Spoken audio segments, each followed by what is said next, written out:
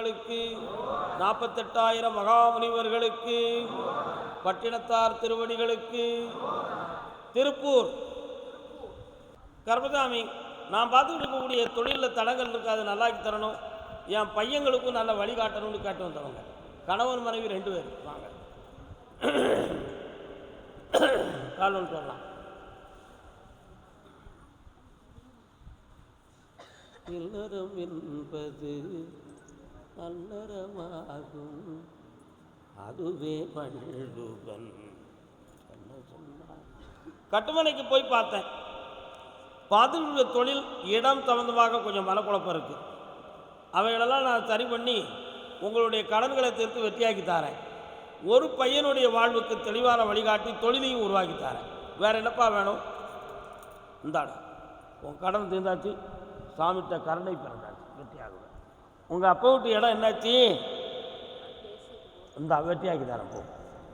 கர்மசாமிக்கு, சாமி என் வீட்டில் ஒரு குழந்தை உடல்நிலை சரியில்லாமல் இருக்கு, அதை சரி பண்ணி தாங்கன்னு கேட்டு வந்தவங்க.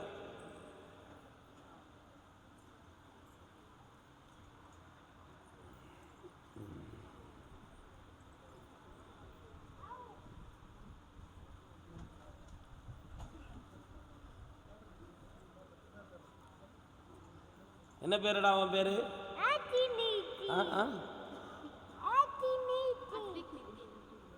என்ன பேரு?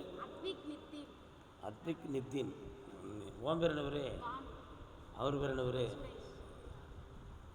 அங்கே வா, டேய் உட்கார். உட்கார்.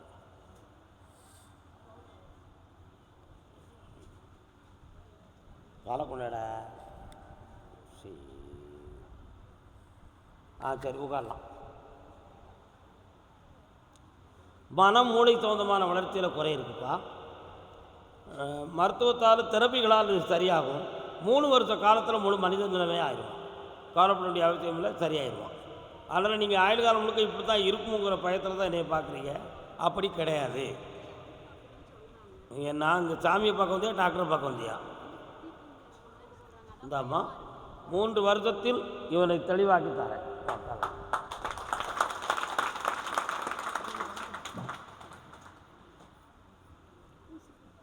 பக்கத்தில் வா, நல்லா இருப்பாங்க.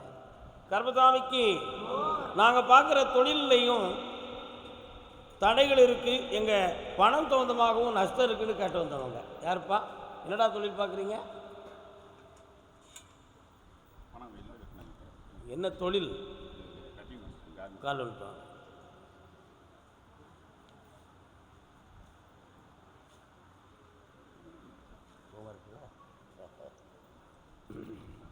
யார்கிட்ட பணம் கொடுத்துருக்கிய? கோயம்புத்தூர்ல ஒரு டேக்ஸி.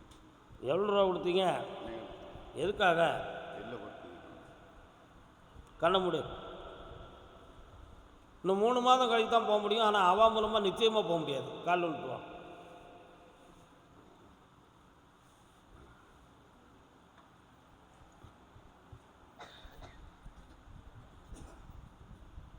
இங்கே இருக்கிற தொழிலையே உனக்கு வளப்படுத்தி தரணுமா, இல்லாட்ட வெளிநாட்டுக்கு அனுப்பணுமா? பக்கத்தில் வா.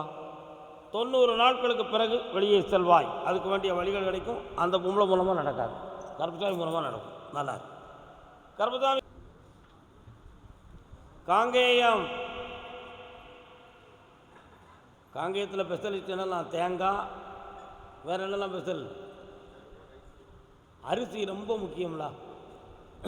காங்கேய அரிசி தான் இருக்கிறதே முழுமையாக நெல்லை அவிய வைத்து காய வைத்து எடுக்கப்பட்ட அரிசி. அதனால் அந்த அரிசி சாப்பிட்றவங்க சக்தி உடையவங்கன்னு சொல்லி தான் காங்கேய அரிசி ஃபேமஸ்ன்னு சொல்கிறாங்க. என்ன, இப்போ நம்ம கோயிலுக்கு கூட 2 போய் அரிசி வந்திருக்கு.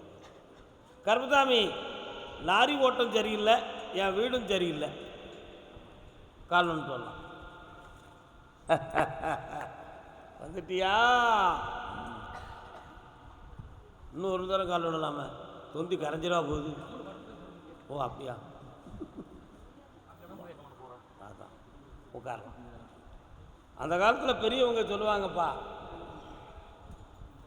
சாகு வரை விட மாட்டான் வைத்தியன், செத்தாலும் விட மாட்டான் சோசியன். கேள்விப்பட்டிருக்கீங்களா? கழிப்பிட்டுருக்குறா.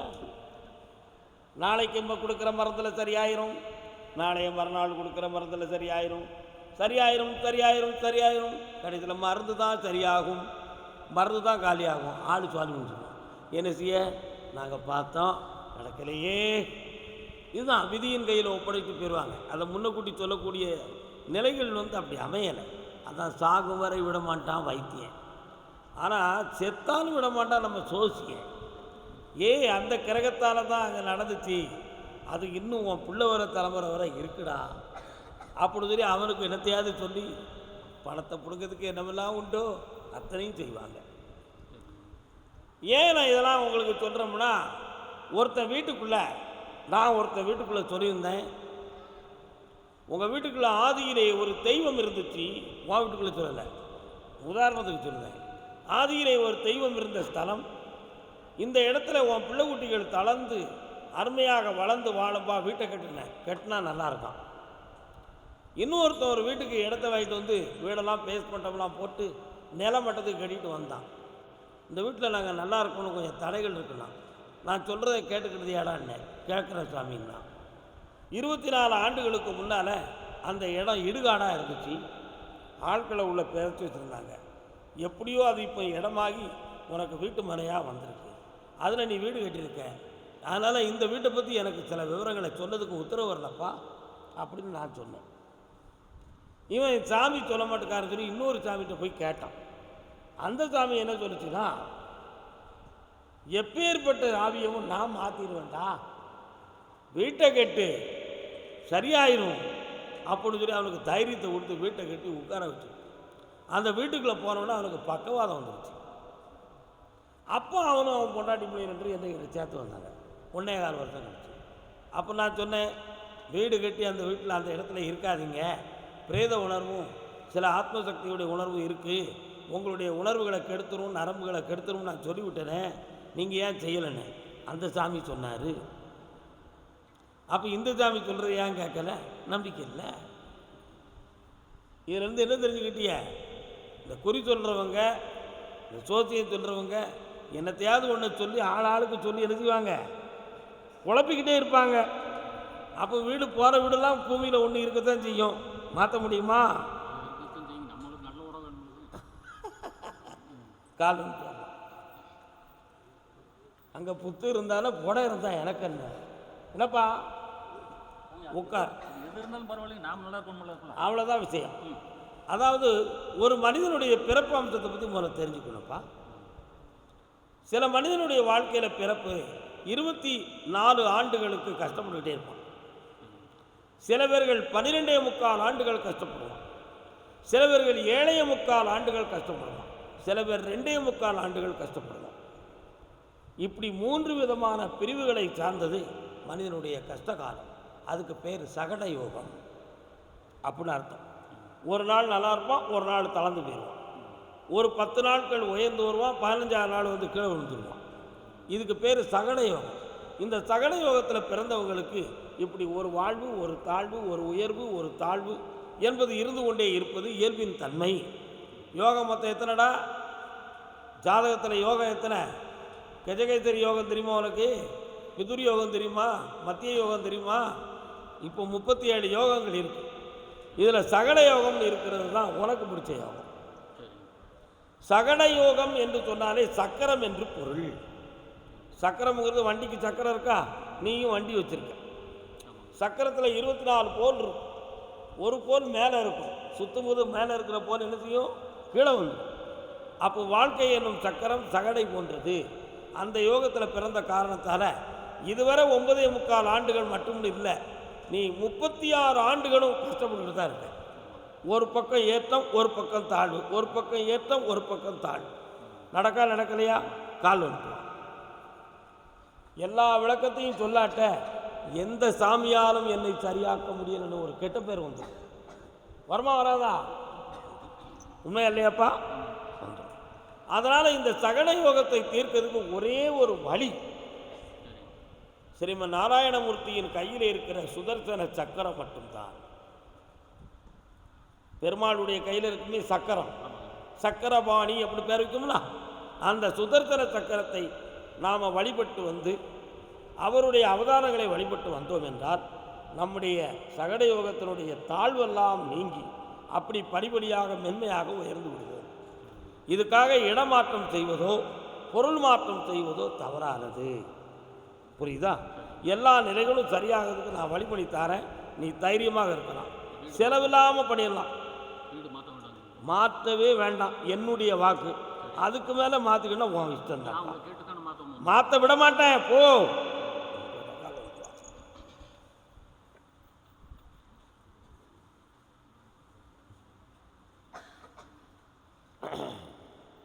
பார்க்கடலில் பாம்பனை மேல் பள்ளி கொண்ட பரந்தாமா. இதை ஏன் பாடுறேன்?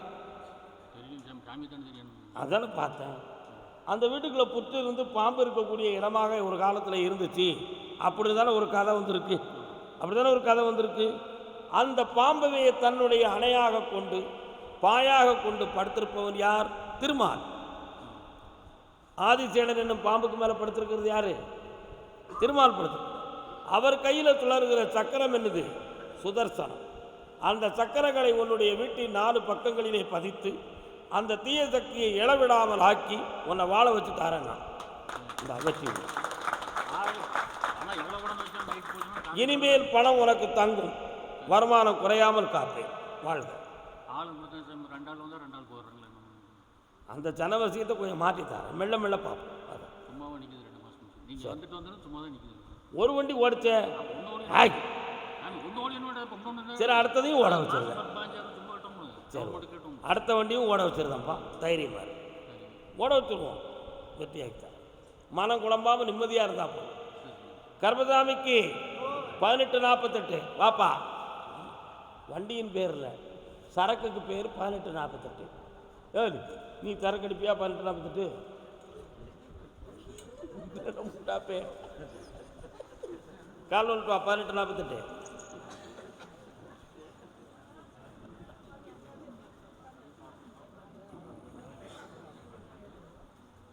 வரலாம்.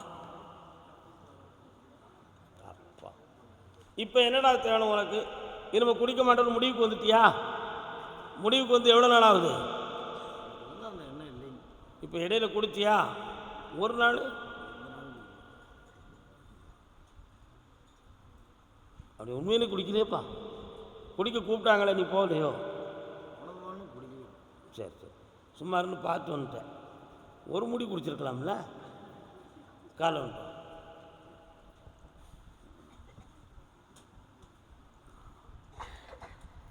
கர்மசாமிக்கு தண்ணி இருக்கா? அவன் தான் தண்ணி குடிப்பான், நம்ம வெந்நியவாது குடிப்போம். என்ன இப்போ உனக்கு என்ன வரம் வேணும்னாலும் கேட்டுக்கலாம், 2 வரம் வாங்கிக்கலாம். என்ன வேணும்? 1. இன்னொன்று திருமணம். இதுவரை கல்யாணம் முடிக்கலா? கண்ணை முடிக்கா. இடம் சம்பந்தமான விஷயத்தை 4 மாதத்தில் முடிச்சு தரேன். தை மாதத்துக்கு உட்பட திருமணம் சம்பந்தமான விஷயத்துக்கு முடிவு தரேன். காலில் விட்டுவான். கர்மசாமிக்கு வாப்பா. இந்த கனியை வாங்கிட்டு போன பிறகு நீ குடிச்சிட்டேன்னு வச்சுக்கா, அடுத்து நான் எதுவுமே உன்கிட்ட சொல்ல மாட்டேன். இந்தா இனி குடிக்கக்கூடாது. என்னுடைய வாக்கை நீ காப்பாற்றி நீ கட்டுப்பட்டதனால் படிப்படியாக உயர்ந்து கொண்டே இருப்பாய். சென்று வரலாம். குடும்பத்தோடு யார் வந்திருக்கீங்களா? வாங்க. இதுக்கு முன்னால் வந்திருக்கீங்களா? என்னாச்சு நீங்கள் குடும்பத்தோட? பின்ன இப்போ எப்படி குடும்பத்தோடு வந்தோம்னு சொன்னீங்க? ஏன்ப்பா இப்படி எல்லாரும் சேர்ந்து குழப்பதிய? இன்னொருத்தர காலம் விட்டுவா.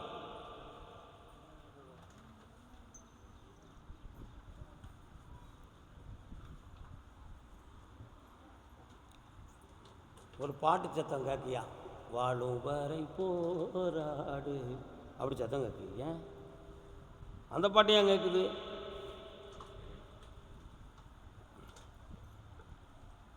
இதுவரை 3 ஆண்டு காலங்களாக இல்லற வாழ்க்கையில் மன வருத்தமும் குழப்பமும் பல வந்துருச்சு. என்ன அப்படி பிரிந்திருக்கக்கூடிய நிலைமைகள் கூட வந்து போனது உண்டு. இப்போ கர்பதாமியுடைய அருளால் எல்லாரும் ஒன்று சேர்ந்து வந்திருக்கோம். ஆனால் இதுக்கு அடுத்தாவது இந்த குடும்பத்தில் பொருளாலும் மனதாலும் அன்பாலும் மேன்மை வேண்டும். குடும்பத்தையும் நல்லாக்கி தரணும், தொழிலையும் நல்லாக்கி தரணும் கேட்குறேன். வேறு என்ன வேணும்? கொஞ்சம் அங்கே தள்ளி இரு. அப்படி இரு, கண்ண முடிக்கா.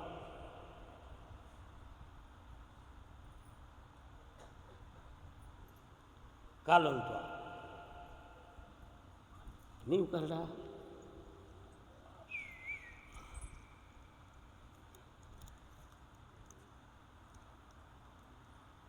அது என்னம்மா சாமியாட்டம் வருதா பேயாட்டம் வருதா? தன்னறியாமல் அப்படி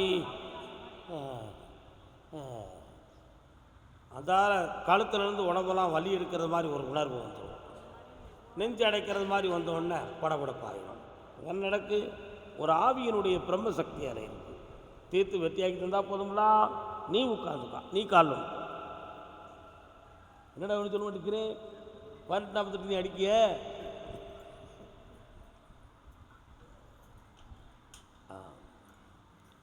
சாமி, இது இயற்கையாக எதுவும் வந்துடுதா இல்லை யாராவது ஏவி விட்டாங்களா?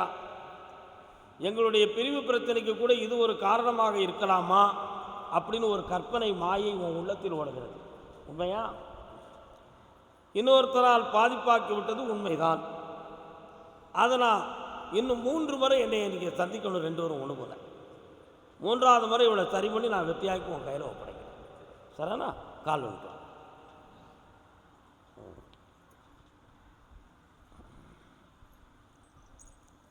வா மகளே, அப்படியா வெற்றியாக்கி தரேன். இந்த அப்படி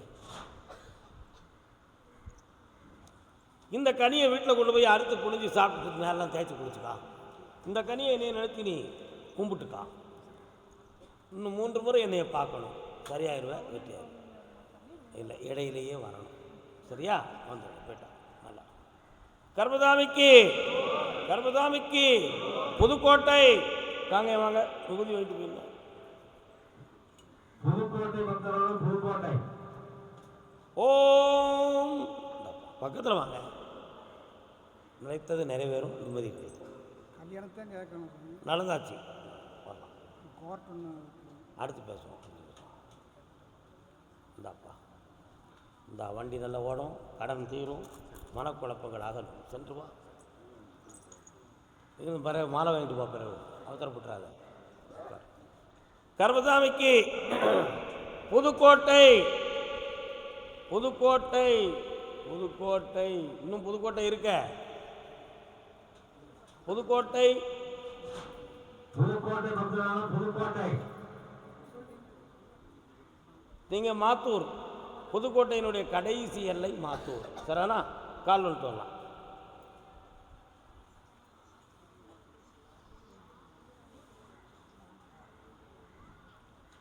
பிள்ளையின் வாழ்க்கையை பற்றி கேட்டு வந்தது யாரு? இல்லைங்க, வரேன், கூப்பிட்றேன். உனக்கு என்னப்பா வேணும்?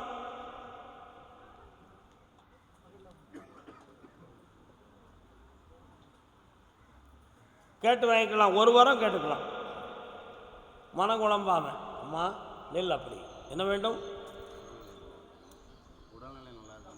ஆயுள் கண்டமில்லாமல் காப்பாற்றித்தாரேன். பக்கத்தில் வா.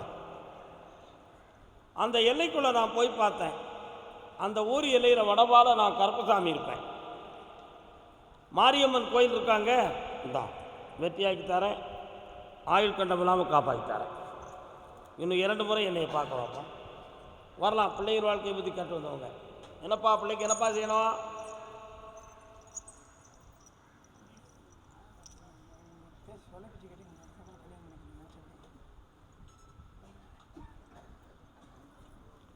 லாரி டிரைவர் ராஜா கண்ணா நடந்து லாரி வாங்கலாம்னு நினைக்கிறியா? நில்லு, உட்காருங்க. ஏன் அவைத்தது கல்யாணம் முடித்தா நீங்கள் ஏற்றுக்கிட வேண்டியதானே? வேறு ஜாதி பொண்ணை நாங்கள் ஏற்க மாட்டோம்ன்றீங்களோ? சாதிங்கிறதுக்கு அர்த்தம் தெரியுமா? காலையில் கியாபி விஸ்வநாதத்தை பற்றி பேசுனேனே, அவர் தான் எழுதினார். சாதி என்பது இடைப்போலி. இலக்கணத்தில் சா என்பதை புள்ளி வைத்து இடையிலே கா என்னும் எழுத்தை இணைக்கவும். போடுங்க பார்ப்போம். சா கா தி, சாகா தி. இந்த தீ மட்டும் என்ன செய்யாது, சாகவே செய்யாது இந்த நாட்டில். அதனால தான் அந்த காவை தூரெடுத்து அது சாதினே வச்சுக்கா, சாதிச்சு காணலாம். உன் பிள்ளையினுடைய மனநிலைகளை மாற்றி தரணும், அப்படி தானே? ஒருவேளை ஒரு ஐடியா பண்ணானே, அவன் யாரையா கூப்பிட்டு ஓடின பிறகு மாற்றி தரணுமா, அதுக்கு முன்னாடியே மாற்றி தரணுமா? அப்போ காலில் நிற்கலாம், ஓடுற பிறகு மாற்றி எப்போ?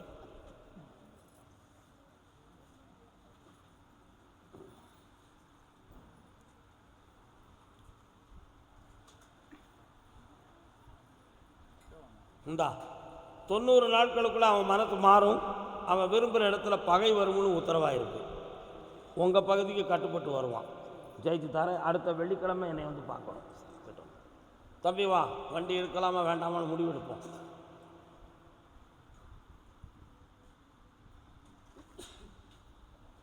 நல்ல காலில் விடலை, ஏற்றுக்கிட முடியாது. ஓ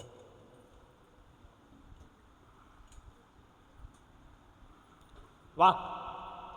ஊரை தாண்டி போனால் ஒரு குளமும் கம்மாய் தெரியுதே இருக்காம். அந்த கரையோரத்தில் ஒரு கருப்பசாமி கோயில் இருக்காம். அதை தாண்டி அக்கறைக்கு போய்விட்டால் சுடுகாடு தெரியுதே இருக்கா. காலில் விழுந்துட்டு வா.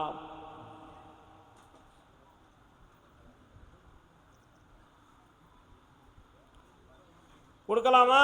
சரி, ஐப்பசி மாதம் லாரிக்கு புக் பண்ணி வாங்கிக்காடா, உனக்கு நல்லா ஓடும், எந்த ஒரு ஆபத்தும் இல்லாமல் வெற்றியாக்கி நினைச்சு தரேன். செகண்டாக எடுக்க போறியா? இந்தா பணமும் தரேன், ஃபைனான்ஸும் தரேன். என் பேரை போட்டுக்கா, எல்லாம் வெற்றிகரமாக ஓடும். வேறு என்ன செய்யணும்? சந்தோஷமாக இருக்கும். ஓ கருப்பசாமிக்கு பொள்ளாச்சி. பொள்ளாச்சி என்னாச்சு? பொள்ளாச்சி பொள்ளாச்சி பக்தரான பொள்ளாச்சி வாப்பா. 1848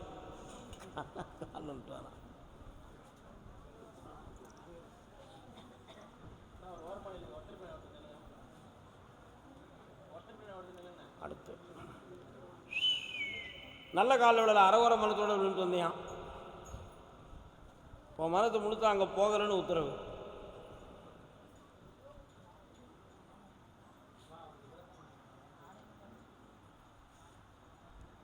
வா.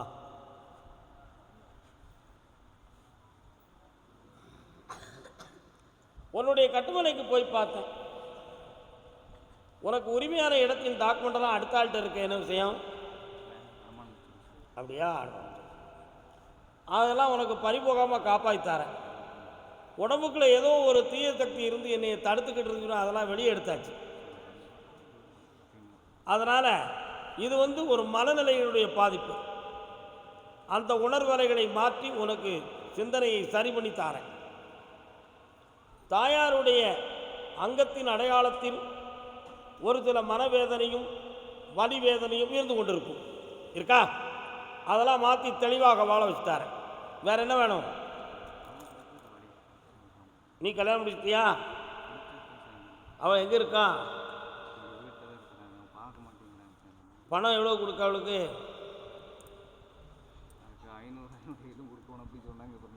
இல்லை, நல்ல பேர் காது கேட்கல. 500 நீ கொடுத்தியா? பார்த்தியால 1000 ரூபா அவன் கேட்கானா, ஒரு காதுக்கு 500 ரூபா. நீ 500 ரூபா கொடுத்தா ஒரு காதில் தான் கேட்பானா, இந்த காத்தோடி விட்டுருவானா. 1000 ரூபா கொடுத்தா 2 காதுலையும் கேட்டு அருமையாக உங்கள் அம்மைக்கு தொண்டு செய்வோம்பா. கொடுப்பியாப்ப? கால் வந்துட்டுவான். பார்த்தியா, இப்படி பொண்டாட்டிக்கு உலகத்தில் எந்த பேர் கிடைப்பான்?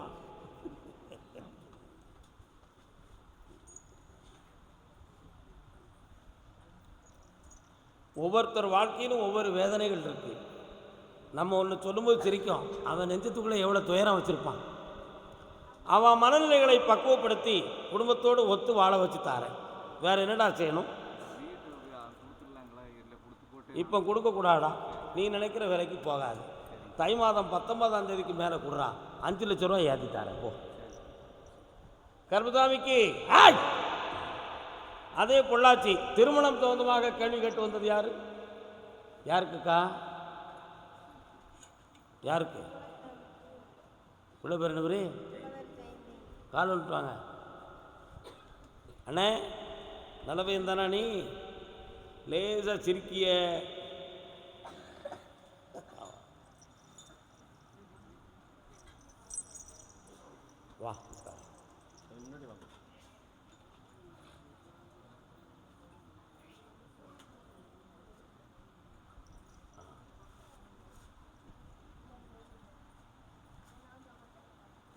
உங்கள் வீட்டை தாண்டி போய் நிறைய தென்னை மரங்களாக தெரியுதே. ஆ, அது என்ன அந்த தென்னை தோப்புகள் அந்த ஏரியாவில் நடக்கா நிறைய? ஒரு மாரியம்மன் கோயில் வருது முக்கில், இருக்கா? காலில் இருக்கா?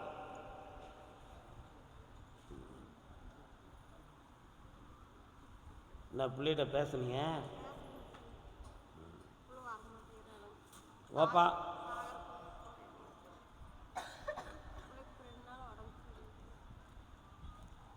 உன் பிள்ளைகளுடைய மனநிலைகளில் இருக்கக்கூடிய வேதனையை தீர்த்து தாரேன். அவன் உங்களுக்கு கட்டுப்பட்டு நடக்கக்கூடிய குணப்பக்குவத்தில் இல்லை, வீணான குழப்பத்தை கையில் வச்சுக்கிட்டு இருக்கா.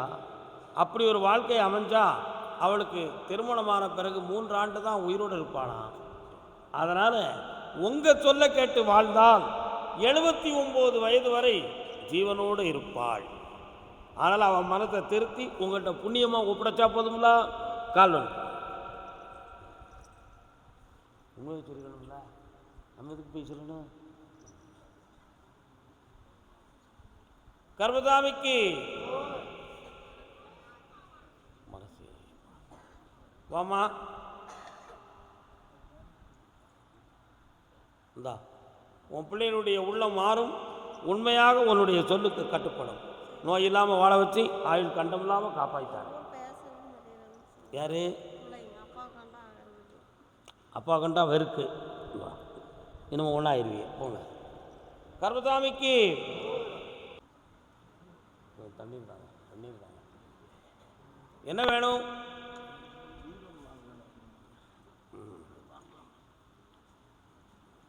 வீடு பக்கத்தில் இடத்தோடு சேர்ந்துருக்கா, தனியாக இருக்கா? நீங்கள் பார்த்துருக்க வீடு புரியல. கண்ண முடுங்க, அந்த இடத்த நான் பார்க்கட்டும். ஓ, அந்த இடம் விருத்தியான இடம் தான்ப்பா, வாங்கிக்கலாம். உங்களுக்கு நல்ல வாரிசுகள் தலைக்கும், குடும்பம் உயரும். கால் வந்து வரலாம். நீர் தான் பருத்திப்பால் கடை சேர்ந்துடும்.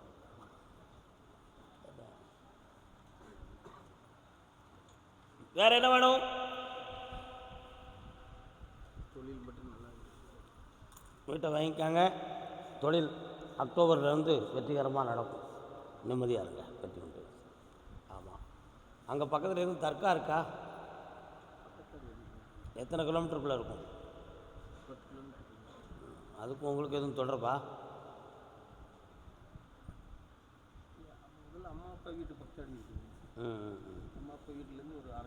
நான் கேட்குற கேள்விக்குள்ள ஒரு அர்த்தம் இருக்குது, பின்னால் பேசுவோம். கர்மதாமிக்கு கர்மதாமிக்கு அப்படியா? சேலம் எல்லை, சேலம் சேலம். இந்த கடையார் யாரும் வாப்பா, கால் வந்துட்டு வா.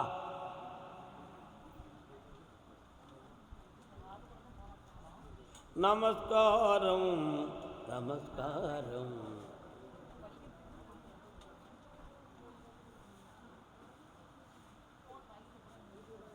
என்னது உனக்கு சேலமா? எந்த இடம்? ஆ, நல்லாபுரமா? அது எங்கடா இருக்கு?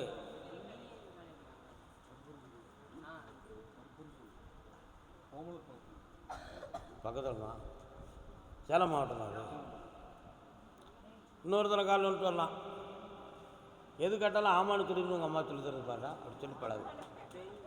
ஆ, பெரியவா அதான் அம்மா தானே பண்ணாங்க. சொல்லு, பெரியம்மா சொல்லி கேட்டுக்கான். என்ன கேட்டாலும் ஆமாண்டு.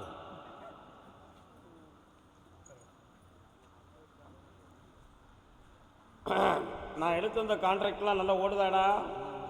சரி, இப்போ அடுத்த கான்ட்ராக்ட் ஒன்று பேச்சுவார்த்தைக்கு வந்துக்கிட்டு இருக்கேன். அடிச்சு தட்டுமா? அதில் எத்தனை கோடி வரும்? எனக்கு எவ்வளோடா தருவேன்? குழுனிப்பேன். எனக்கு தான் ஒன்றுமே தெரியல இதுவரை. கால் வந்துட்டு வாங்க. ஹலோ தம்பி, எல்லாம் இருக்கியா? என்ன படிக்கிறேன்? வெரி குட், நல்லா வந்து அதெல்லாம் படிப்பான். தைரியமாக இருங்க.